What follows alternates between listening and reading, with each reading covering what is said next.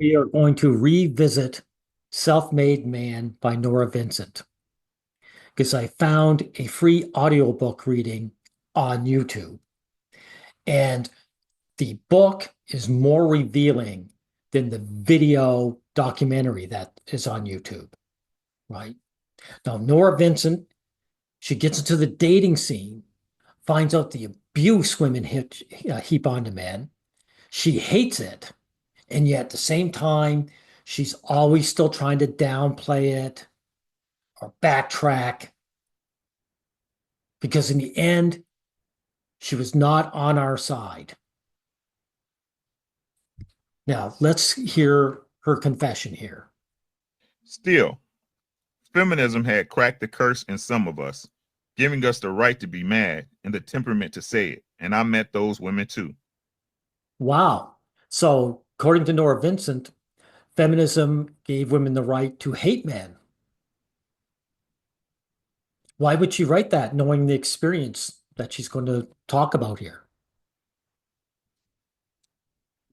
This is so sad. My worst date by far was with a woman I met for coffee in New York. We had very little correspondence beforehand, just meager getting to know you kind of stuff. Like many of the others, it was hard to pin her down for a date, but finally she agreed. She was an attractive woman. She was trying to pin her down as a date. So Nora's finding out that the man not only has to do the first step, he has to be persistent. So Nora, since you're passed away now, so I'll say the ghost of Nora. Ghost of Nora, how come you're being a creep? How come you were being a creep? Once the first one fell through, once she said no the first time, you should have ended it. Right, because to have the male experience, she had to be persistent and be a creep. A graduate student who had done her undergraduate work at an Ivy League school and had spent time thereafter at the Sorbonne. You could tell she was used to talking down to people, assuming they hadn't read the things she had. She was one of those polyglot Euro snobs who lived in various countries around the world and now considered herself to be above the cretinous American company she was at present obliged to keep. So why did she agree to accept a date with Ned then? It wasn't to have a good time, it was to look down on him.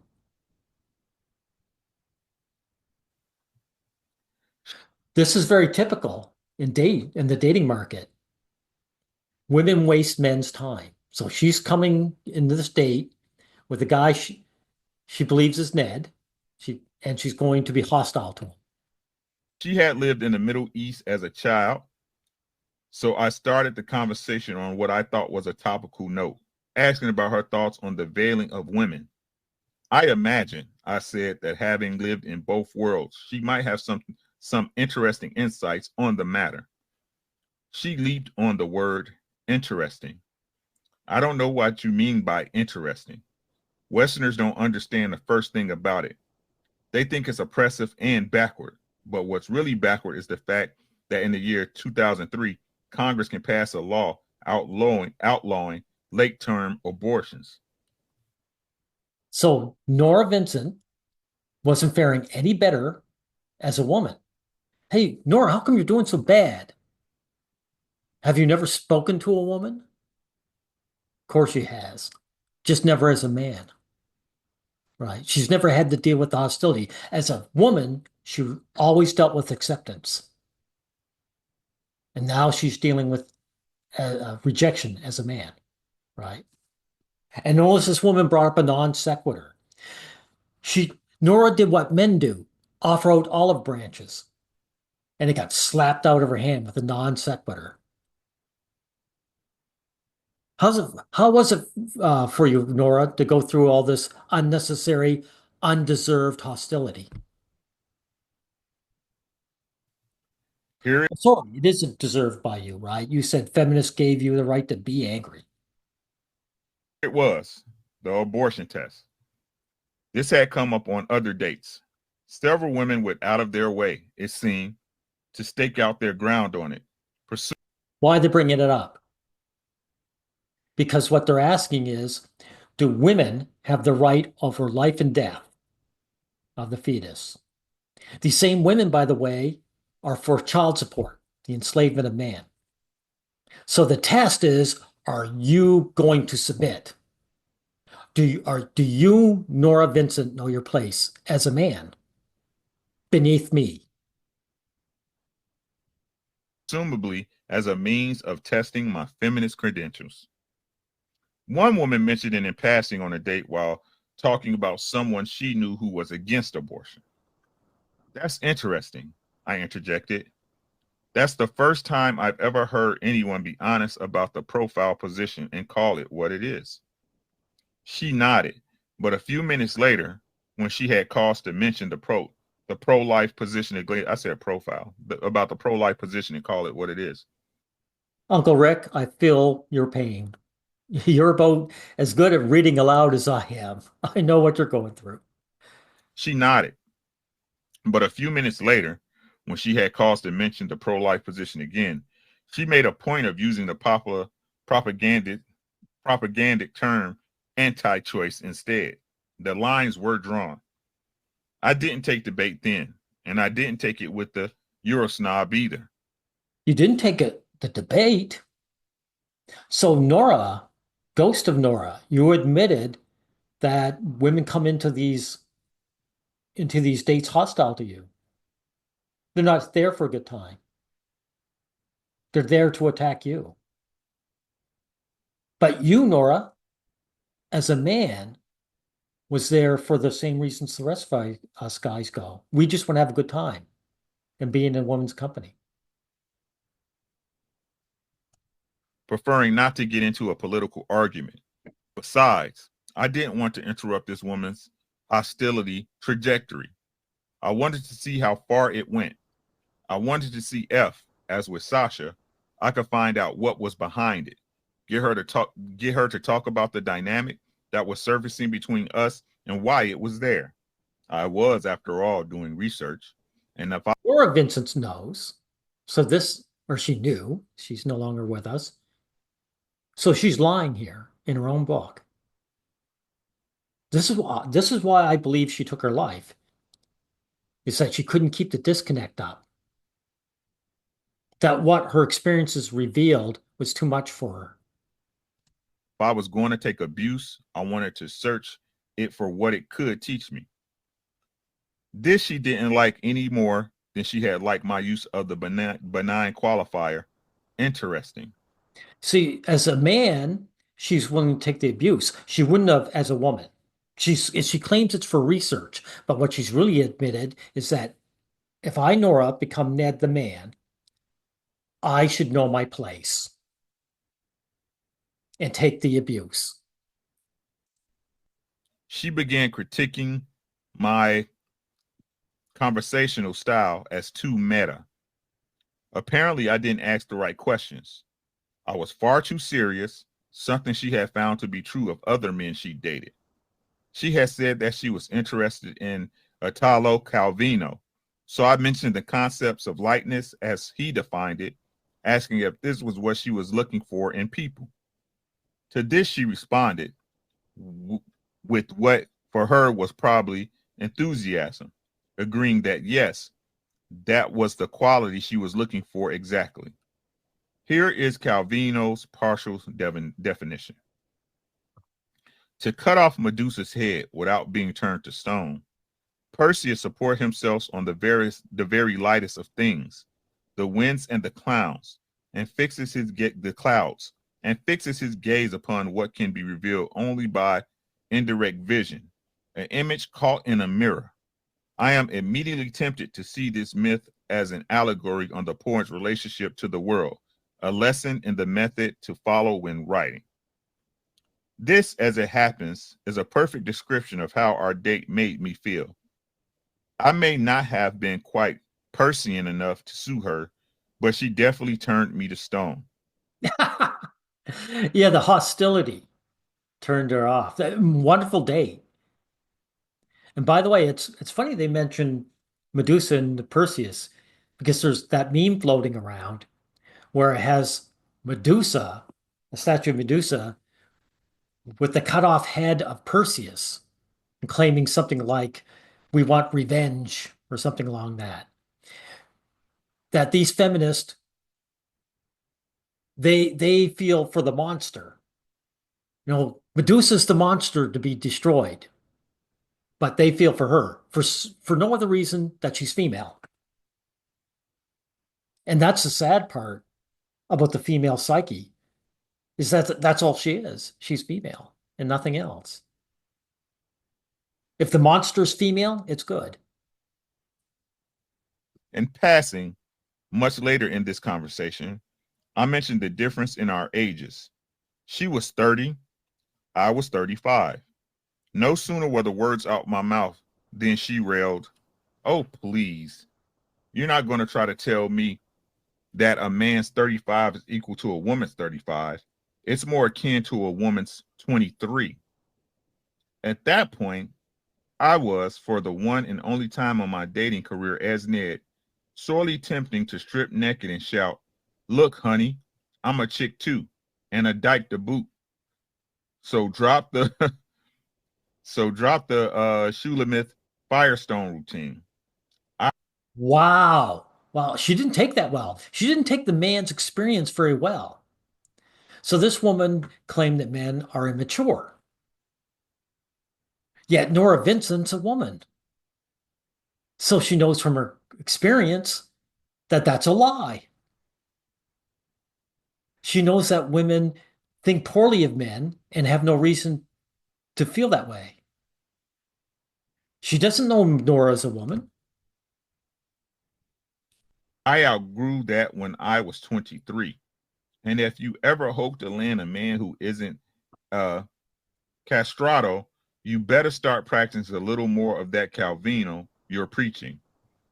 But I just fell silent and shrugged. I deserve some abuse, even if Ned didn't. I Really, why do you deserve abuse, Nora? never had a second date with the Euro snob. Better just to fish somewhere else. So I did. And that was when I met Anna for dinner. For me, Ned's encounter with Anna and the crux of my dating time as Ned was all about that moment at the bar. The Oh, moment Anna gave Ned her hand and the way she treated him when she did it, with such conscious, poised magnanimity, granted access with the best possible grace.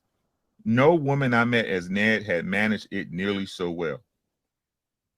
no woman she met had managed it as well. So other women were doing it to her.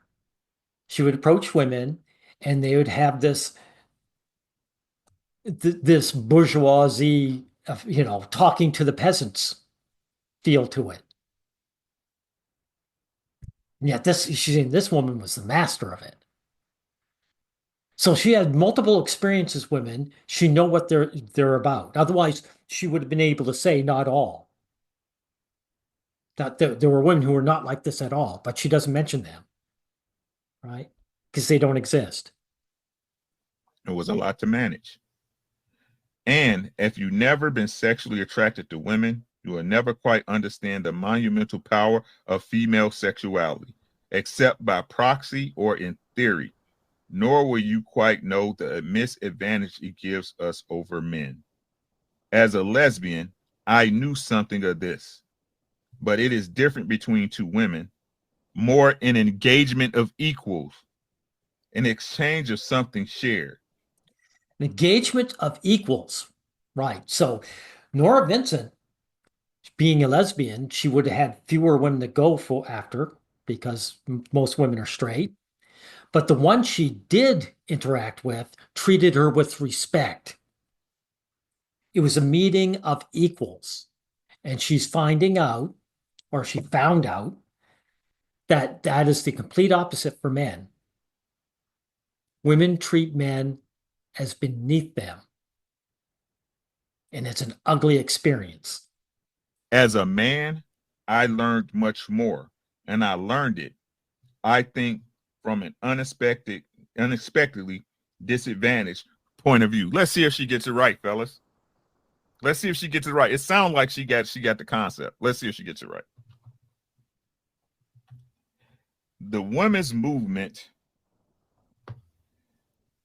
was in part about redressing feelings of powerlessness, physical powerlessness, institutional powerlessness, and the fear and rage that came of it. And yet now she realizes, or she can't help but realize, that that was all a lie. Again, she took her own life. I don't know this for a fact, but I put all kinds of money on the fact that this destroyed her brain. It rocked her foundations. Everything she believed was a lie. Her oppression as a woman is a lie. This is a Lovecraftian story where the man finds out some hidden truth that shatters his sense of reality and it causes him to take his own life. Rape is still a statistic women live by. There you go. And this is part of it too. Rape is a statistic women still live by. It's a very rare occurrence. And here she is going through the abuse that men go through.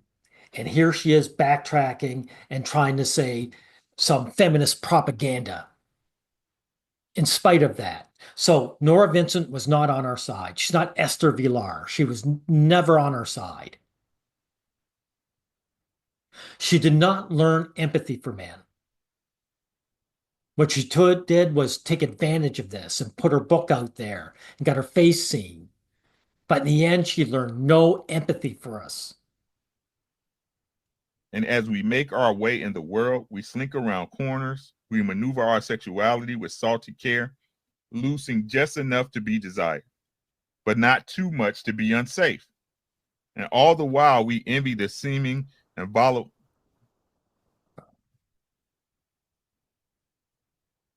And all the while, we envy the seemingly invulnerability of males and dread its implacable underpinnings. We think we're working from the underside up. But if Ned's experience is anything to go by, that's not how it seems to the boys. Not seems. See, she's doing it again. She knows it. It doesn't seem it. She knows it. She entered the dating scene as a man and found out for a fact that women have all the power, every bit of it, 100%. So why does she use the word seems? Right? Because she's trying to deny it.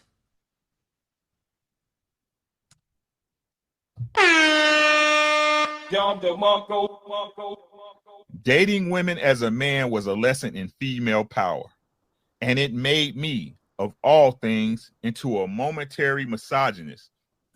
A momentary misogynist. Why? Because she actually hated women now. She said women treat men like shit.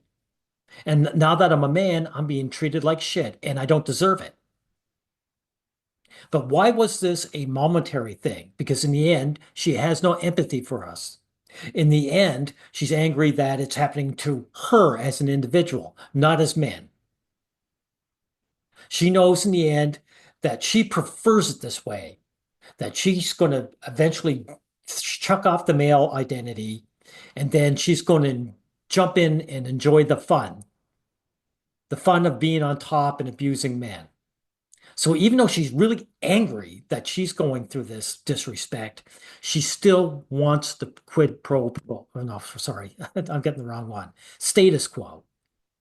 She wants men in this position in the end.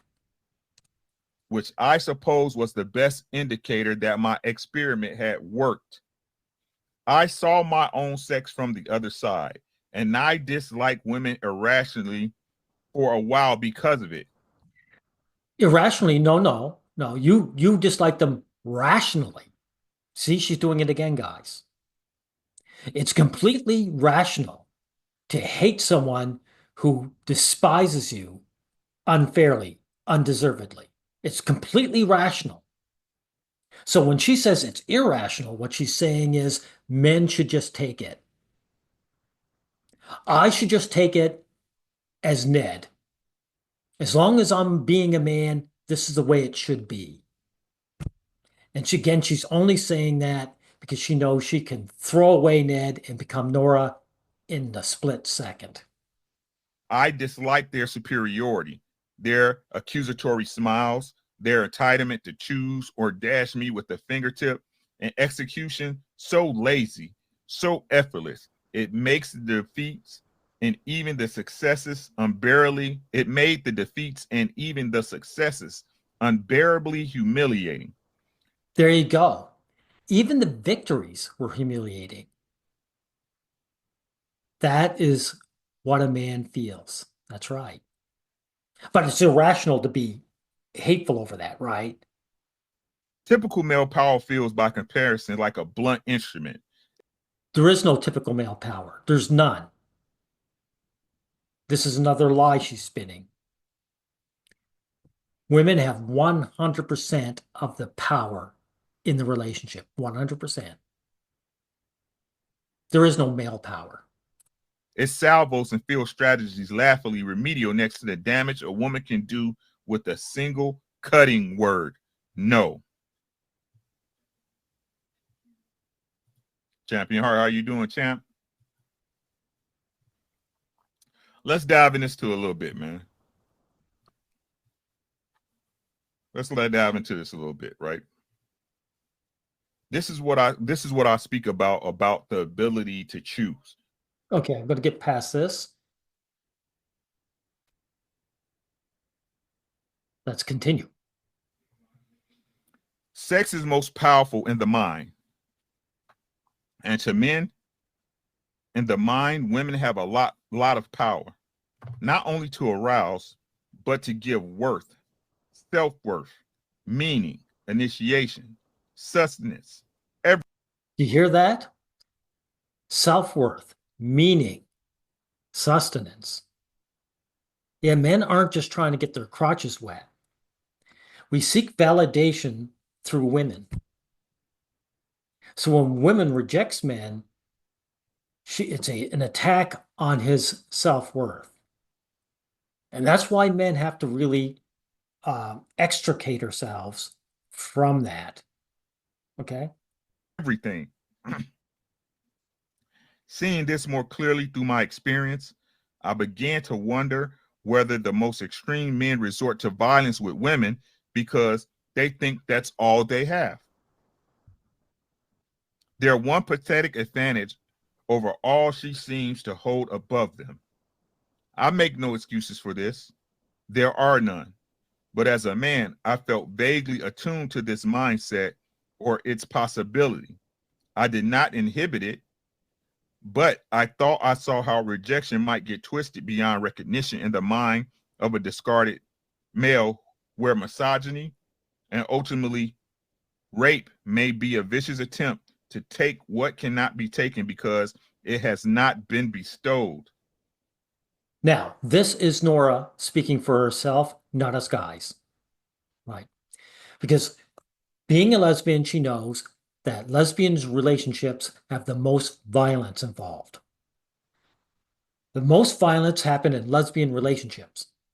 So she's projecting her lesbian mindset onto us guys. She's expressing what Nora feels, not what us guys feel. Now, don't get me wrong, right? Like men can feel like that, but she's behaving as a woman, not as a man. She wants to slap this woman. That's what she's admitting to, right? But the reasons why she's saying I can't condone this is because she wants men in her places. If there were no men around, as a woman, she would say, "Yeah, slap that bitch. Don't take that from her." I would bet good money on that.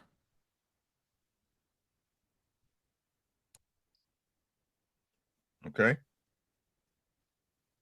Some women seem so superior when you see them through the eyes of an ordinary man that now, looking back on that feeling as a female, the very idea of ramming your dick into a woman to avenge yourself or claim her suddenly seems as absurdly out of the scale and ineffectual as a pygmy poking his finger at the moon. No, she is 100% about that, right? There's no bridging the inequality. There's no getting back, right? She's right about that. It's David and Goliath, but David doesn't have a slingshot. In the sex clubs I visited and in the dating I did, I inhabited an outlook imposed on me from the outside by culture, by other women and other men. And I glimpsed this deeply disturbing connection between violence and sex and women and self-worth. The hallmarks of male powerlessness, the helpless, worshipful lust, and the murderous ire that may come from the same lackey status that can turn on in an instant. Want me, it all seems to say. Love me, desire me, choose me. I need you. You ignore me, you disdain me, you destroy me. I hate you. Wow. She put it succinctly, didn't she? Right? Men put their whole lives around validation from women, so when we get rejected, if we do feel destroyed, right? Having seen it, I am more afraid than ever of male minds. And oddly, I feel more powerless than ever walking in the world among them. Did you hear that? This is what I'm talking about. Nora Vincent, the ghost of Nora Vincent. Hey, you were not on our side. She had no empathy for us. None. She learned no empathy. Her experience should have made her say, men deserve better. If a man slapped a woman in the face, she deserved it. Men should stand up for themselves. They should break their shackles. She said nothing of that. She said, men are more dangerous than ever to me because they might actually hurt me. It's it's the opinion of the slave owner talking about his slaves. The slave owner whips the slaves and then lives in fear because he thinks, I deserve payback. It's like those white nationalists that are scared to death and cross the street to the other sidewalk when they see a black man just waltzing down whistling who looks completely harmless, but they're projecting their guilt onto him. It's the exact same thing. So Nora Vincent doesn't say, geez, men have been abused and they deserve better. Instead, she says, I fear men. Disgusting. Even though I know this isn't fair. Men are not all the same. And Ned, like every man and no man, was not all men and never could be. Yes, yet it seems true to say that we women have far more power than we know. And because of it, even with our fears, our parries, and our wits about us, we are in even more danger than we know or dare contemplate. There you go. She's spreading propaganda. All the experience she's had as a man that opened her eye, she's still spreading hateful propagandas about us. Or I should say she still did, since she's no longer alive.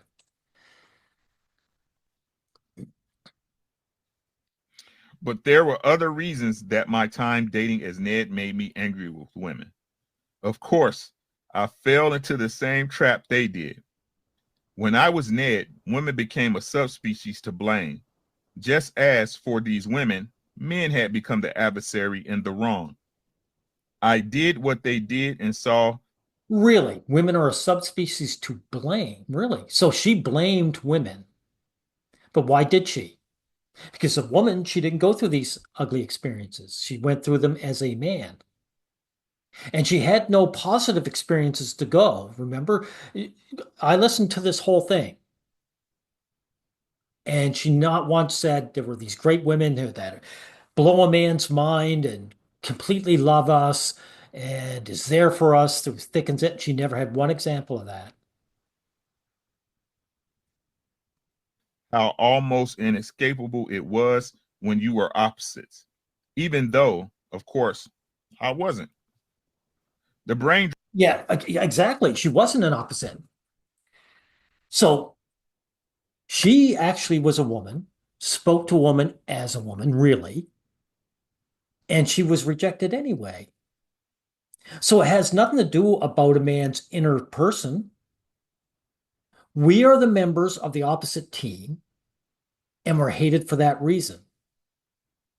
By rights, if Nora Vincent, if her feminist bullshit was true, all the women she met on dates would have loved her and said, "You're such a special guy.